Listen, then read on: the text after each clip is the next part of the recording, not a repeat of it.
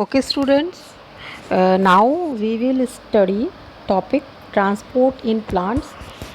This topic is very important in life process of plant. In life process of plant, there is need of transportation of materials, likewise uh, water and minerals from roots. These roots absorb water and minerals from soil, and then this reaches to different parts of the plant, like its leaf, its other buds, its other branches. And then with the help of this absorbed water, leaf forms very important role in photosynthesis, and after photosynthesis there is formation of food occurs.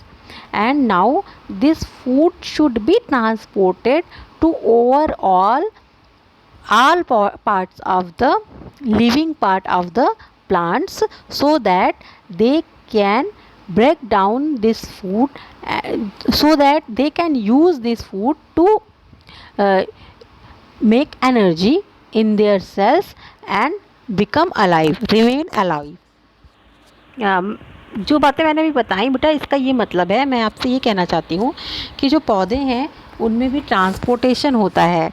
तो क्यों है ज़रूरत पौधे में transportation की? अगर हम इसे एनिमल के कंडीशन से कंपेयर करें तो हमने देखा था कि एनिमल में एक ट्रांसपोर्टेशन सिस्टम होता है, जिसके लिए पूरा उसमें ब्लड वेसल्स होती हैं, ब्लड होता है और हार्ट होता है। और ये क्या करता है कि जो ऑक्सीजन आई है बॉडी में, ब्लड के माध्यम से वो पूरी बॉडी में सारे टिश्यूज़ में डिस्ट्रीब्यूट होती है। इसी तरीके से जो फूड इनटेक किया गया होता है, उस फूड को भी जो ब्लड है उसके माध्यम से न्यूट्रिएंट्स लास्ट में जो है पूरी बॉडी की सारी सेल्स को पहुंचते हैं, और वहाँ पर उन सेल्स में, सेल्स के माइटोकॉन्ड्रिया और साइटोप्लाज्म में इस फूड का ब्रेक डाउन होता है, जिससे एनर्जी बनती है। और सेल में जो भी काम होना होता है, उस काम के लिए जो एनर्जी चाहिए होती है वो इसी फूड के ब्रेकडाउन से मिलती है। यानी कि अगर कोई भी सेल अलाइव है तो उसे फूड की ज़रूरत होगी, एनर्जी की ज़रूरत होगी। तो पहले तो फूड आना चाहिए सेल में, फिर उस फूड का ब्रेक डाउन होना चाहिए, और ताकि एनर्जी मिले, और जब एनर्जी मिलेगी तभी वो सेल काम कर पाएगी। यानी कि फूड का अब फूड की बात आती है तो फूड के लिए भी दो तरीके हैं। जैसे कि आप जानते हैं न्यूट्रिशन में कि दो तरीके का हो सकता है। या तो फूड किसी सेल में खुद बनेगा, जैसे कि पौधे। हम लोगों में क्या है, एनिमल्स हैं, हम हेटेरोट्रॉप्स हैं, तो हम में क्या होता है कि हम लोगों की बॉडी में फूड का फॉर्मेशन नहीं होता है, बल्कि हम बाहर से फूड इनटेक करते हैं, बना हुआ खाना अपनी कोशिकाओं में लेते हैं। यही फूड डाइजेस्ट होता है और न्यूट्रिएंट्स में बदलता है, जो कि ब्लड के माध्यम से ट्रांसपोर्ट होकर हमारी बॉडी में पहुंचता है। ऐसा ही होना चाहिए पौधों में। लेकिन जैसा एक सिस्टम हमारी बॉडी में ट्रांसपोर्टेशन के लिए है ब्लड सर्कुलेशन का हार्ट के थ्रू, लेकिन वैसा कोई सिस्टम पौधों में नहीं होता है। पौधों में ऐसा कोई स्पेशलाइज्ड ट्रांसपोर्टेशन सिस्टम नहीं है। तो फिर पौधे कैसे ट्रांसपोर्ट करते हैं अपने फूड को, कैसे क्या? और फिर ये तो आपको पता ही है कि सभी पौधे जो हैं अपना फूड खुद बनाते हैं। तो फूड बनाने के लिए उनको कुछ चीज़ों की ज़रूरत होती है। कौन सी प्रोसेस होती है जिसमें वो फूड का फॉर्मेशन करते हैं?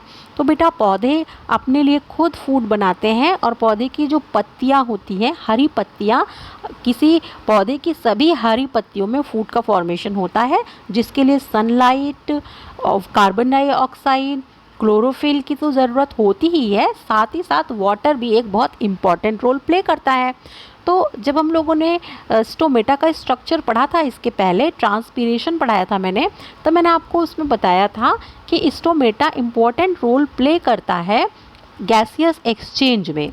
एटमॉस्फेयर की ऑक्सीजन स्टोमेटा के थ्रू जब स्टोमेटल पोर ओपन होते हैं तो पत्ती की सतह से होकर प्लांट के अंदर आ जाती है, लीफ सेल के अंदर आ जाती है, और जो काम हो रहा होता है पत्ती में, उससे जो कार्बन डाइऑक्साइड पत्तियों की सेल में बनता है या पूरी प्लांट की बॉडी में बना हुआ था, वो कार्बन डाइऑक्साइड बाहर निकाल दी जाती है। लेकिन स्टोमेटा के माध्यम से सिर्फ ऑक्सीजन ही अंदर नहीं आती, रेस्पायरेशन के लिए ऑक्सीजन तो अंदर आती ही है और कार्बन डाइऑक्साइड बाहर निकलती ही है। साथ ही साथ हमने ये भी देखा था कि स्टोमेटा के माध्यम से पत्ती की सतह से, पत्ती की जो एपिडर्मिस होती है उससे, उस एपिडर्मिस पर जो स्टोमेटा प्रेजेंट थे उनसे हो कर के कार्बन डाइऑक्साइड भी अंदर आती है। क्यों अंदर आती है? क्योंकि यही कार्बन डाइऑक्साइड जो है वो फोटोसिंथेसिस में इस्तेमाल की जाएगी पत्ती के द्वारा। तो एक तो एक्सचेंज हो रहा है, गैसेस एक्सचेंज हो रहा है, जिससे एक फूड मटेरियल बनने के लिए कार्बन डाइऑक्साइड आ रही है। तो कार्बन डाइऑक्साइड आ गई, सनलाइट मिल जाती है पौधे को, क्लोरोफिल पौधे की पत्ती में होता ही है। और चौथी जो इम्पॉर्टेंट चीज़ है वो है वाटर। तो वाटर कहाँ से आता है?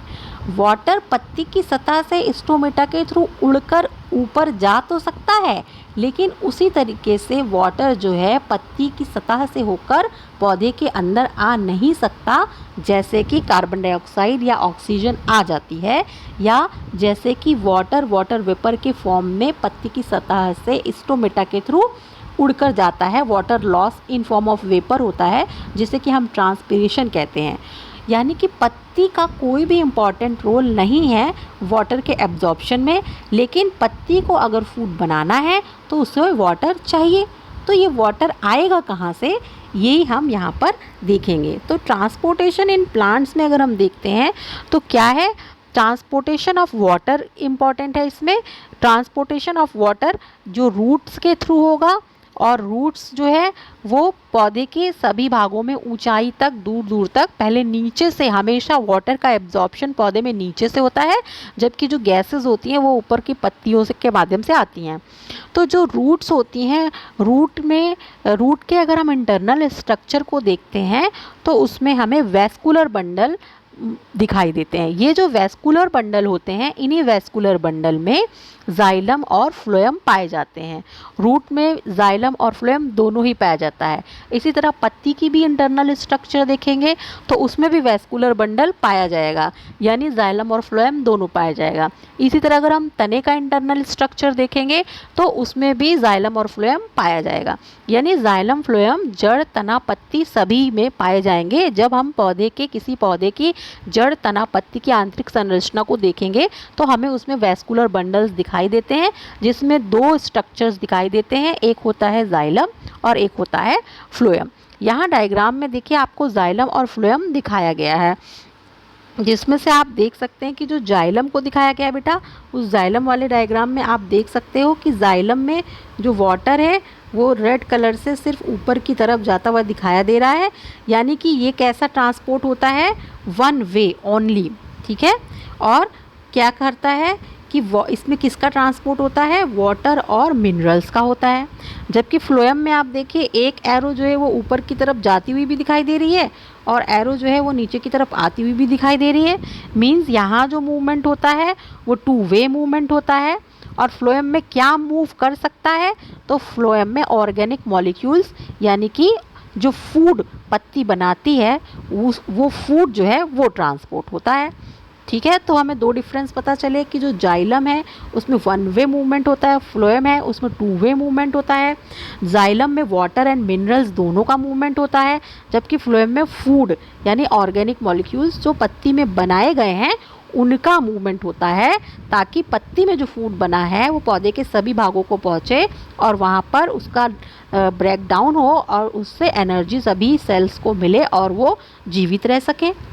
ये बिल्कुल वैसा ही है जैसे कि पहले क्या होता है, आपकी मेस में फूड आता है, फूड फॉर्मेशन के लिए मेस में बाहर से पहले कच्चा माल आता है। उसी तरह पौधे में पानी आना चाहिए, पौधे को गैस चाहिए, पौधे को सनलाइट चाहिए, उसी तरह। और जब फिर फूड बन जाता है मेस में तो डिस्ट्रीब्यूट होता है, डिस्ट्रीब्यूशन काउंटर से, डिस्ट्रीब्यूशन से सब लोगों को मिलता है। उसी तरह तो ये जो जाइलम है ये रॉ मटेरियल वाटर को पौधे के अंदर लाने में, एब्जॉर्ब करने में हेल्प करता है, जबकि जो पत्ती है, पत्ती में जब फूड बन गया तो फूड बनने के बाद फ्लोएम क्या है, हर भाग में, हर दिशा में जो भी जीवित भाग है पौधे का, उस फूड को, पत्ती में बने हुए फूड को क्या करती हैं, डिस्ट्रीब्यूट करती हैं, ठीक है।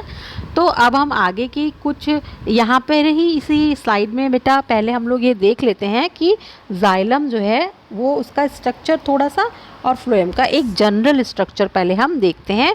तो xylem is a complex tissue consisting of living and non living cells. Conducting cells in xylem are typically non living.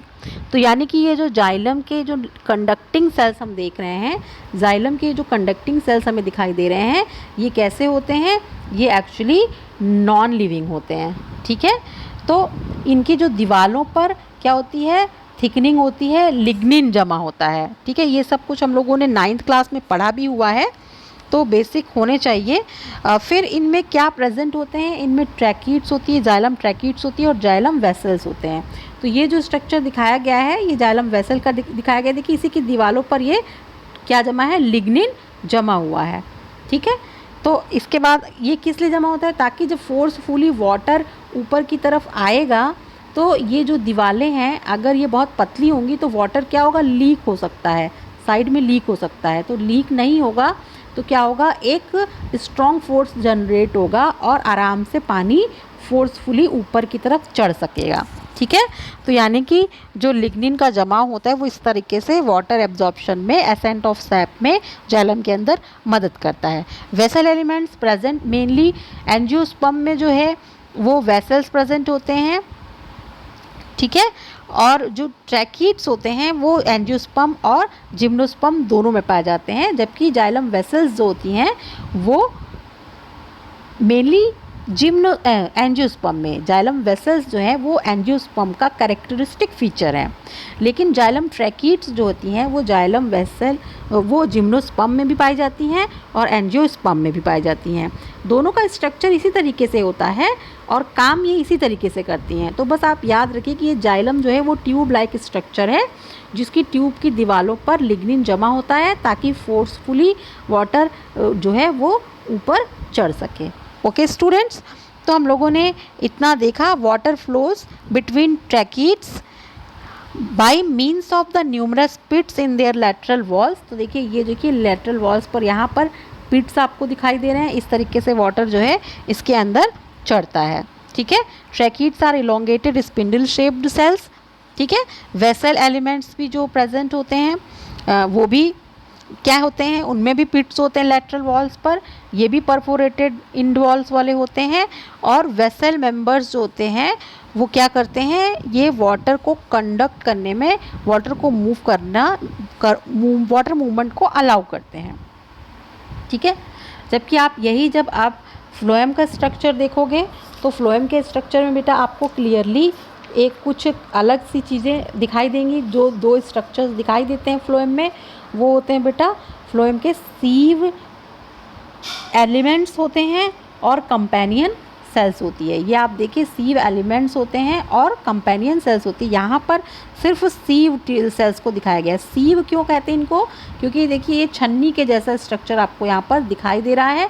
Actually ये एक पूरी सेल है, ये एक सेल है, ये एक सेल है और इस सेल से इस सेल में, इस सेल से इस सेल में वाटर कैसे जाता है? बीच में जो इस सेल की दीवार है उसमें छेद होते हैं, इस सेल की दीवार में छेद होते हैं, यही सीव पोर्स कहलाते हैं और इनसे होकर ही एक सीव सेल से दूसरी सीव सेल में जाता है।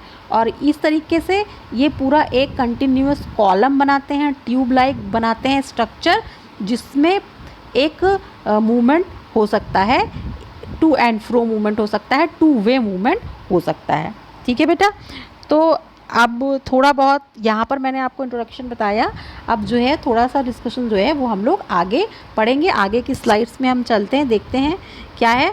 तो हमने देखा कि ट्रांसपोर्टेशन की बात की, तो transportation of materials like food, water and minerals takes place through conducting tissues जिनका एक और नाम मैंने आपको बताया था वैस्कुलर बंडल। और ये कौन कौन से होते हैं? दो होते हैं, जाइलम एंड फ्लोएम, और इनका जो बेसिक स्ट्रक्चर है वो भी हमने देख लिया। ठीक है बेटा। तो देखिए यहाँ पर जो बातें मैंने अभी आपको उस स्लाइड में बताई थी वही यहाँ पर आपको दिखाई दे रही है। देखिए कि ये जाइलम है, जो जाइलम है जाइलम ट्रैकीड्स से देखिए ये है, और ये जाइलम फाइबर्स हैं या जाइलम वेसल्स, जिनको ये वेसल मेम्ब्रेन देखिए ये है, और ये इलोंगेटेड ट्यूब लाइक स्ट्रक्चर है जिसमें यहाँ से इस एंड तक जो है मूवमेंट वाटर का हो सकता है, यहाँ से वाटर अंदर आएगा और फिर यहाँ से बाहर जा सकता है। इसी तरीके से यहाँ आप देख रहे हैं कि जो इंटरनल स्ट्रक्चर फ्लोएम का जब आप देखेंगे तो ये फ्लोएम का मेन स्ट्रक्चर है और बीच बीच में जो क्या कहते हैं इनमें, ये देखिए सीव प्लेट्स हैं, ठीक है, ये सीव प्लेट। देखिए साइड से भी चीज़ें आ सकें इसके लिए भी इनमें साइड वॉल्स में भी इनमें परफोरेशंस होते हैं, जैसे यहाँ से भी इनमें परफोरेशंस होते हैं ताकि किसी साइड सेल से भी वाटर आता है तो आ सके, ठीक है। और यहाँ इनमें ऊपर नीचे भी पोर्स हैं, ठीक। तो ये एक बेसिक स्ट्रक्चर है जनरल, जो मैंने आपको समझ में आ सके इसलिए आपको उस तरीके से एक्सप्लेन किया है। ये डायग्राम आप अपने कॉपी में बना लेंगे, ठीक है बेटा। तो अब हम देखते हैं नेक्स्ट स्लाइड की तरफ हम बढ़ते हैं। तो हमारी नेक्स्ट स्लाइड क्या है देखते हैं। तो इस तरह से हमने देखा जाइलम को और फ्लोएम को कि जाइलम का क्या स्ट्रक्चर है हमें दिखा, और हमने फ्लोएम का स्ट्रक्चर देखा। ट्रांसपोर्टेशन ऑफ प्लांट्स में देखिए ये हमने देखा। उसके बाद हमने ये देखा materials like fluid water and minerals का जो ट्रांसपोर्टेशन होता है वो कंडक्टिंग टिश्यू जाइलम और फ्लोएम के माध्यम से होता है। फिर हमने ये डायग्राम देखा। फिर अब ये देखा हमने कि तो हम देखते हैं अब इसी को और डिटेल में देखना शुरू करते हैं कि जो जाइलम है, xylem transports water and minerals from the roots to all parts of the plant. यानी कि जो जाइलम है वो वाटर और मिनरल्स को रूट से एब्जॉर्ब करता है और पौधे के सभी भागों में पहुंचाता है। कैसे पहुंचाता है ये हम लोग देखेंगे आगे की स्लाइड्स में। कैसे पहुंचाता है बाय डिफ्यूज़न। कैसे पहुंचाता है बाय डिफ्यूज़न। कैसे पहुंचाएगा ये देखिए, रूट्स में कैसे पहुंचेगा ये फूड जो बन रहा है, ये डिफ्यूज़न के थ्रू पहुंचेगा। Xylem vessels and tracheids water and minerals. Xylem में क्या क्या प्रेजेंट होता है? Xylem have xylem vessels and tracheids, ठीक। पहले के स्ट्रक्चर में देख चुके हैं पहली स्लाइड में। Water and minerals enter the roots by diffusion. तो डिफ्यूज़न क्या है? जहाँ पानी ज़्यादा है कुछ सेल्स में, उन ज़्यादा पानी वाली सेल्स से जहाँ कम है पानी उन सेल्स में पानी आ जाएगा। तो सबसे पहले लेकिन वाटर कहाँ से आएगा? पहले वाटर आ रहा है सॉइल से, मिट्टी से। जब हम मिट्टी में वाटरिंग करते हैं, सॉइल में वाटरिंग करते हैं तो क्या होता है, सॉइल में वाटर ज़्यादा होता है और जो रूट सेल्स डीप रूटेड होती हैं सॉइल में, तो वो सेल्स जो है इन सॉइल के कांटेक्ट में रहती हैं। तो सॉइल में जो वाटर ज़्यादा है वो सॉइल क्या होगा, जो जाइलम की सेल्स है जिनमें वाटर नहीं है वहाँ डिफ्यूज़ कर जाता है। यानी जहाँ वाटर ज़्यादा है, यानी सॉइल में वाटर ज़्यादा है तो वहाँ से सेल जो है जाइलम सेल्स में वाटर जो है वाटर मूव कर जाता है, ठीक है। तो एक बार इस तरीके से मूव करता है, लेकिन ऊपर इतनी ऊंचाई तक कैसे चढ़ता जाता है? तो ट्रांसपिरेशन जो है वो एक फोर्स क्रिएट करता है जिसे ट्रांसपिरेशन पुल कहते हैं। Then due to transpiration the suction force help in the upward movement of water and minerals. देखिए मिनरल्स अलग से अब्जॉर्ब नहीं होते, इसी पानी में घुले रहते हैं। मिट्टी में पानी में घुले हुए मिनरल्स होते हैं, पौधे केवल उन्हें ही अब्जॉर्ब कर सकते हैं, उन्हें ही ले सकते हैं। तो आइए देखते हैं हम डिटेल में कि ये कैसे ये सारा प्रोसेस होता है पौधे में। तो देखिए ये तो एक बार और हम थोड़ा सा एक और स्लाइड में थोड़ा स्ट्रक्चर देखते हैं जाइलम का स्ट्रक्चर। तो देखिए ये जाइलम का जो स्ट्रक्चर हमें दिखाई दे रहा है ये आप देख सकते हैं। पहले हमने जाइलम और फ्लोएम दोनों का स्ट्रक्चर देखा।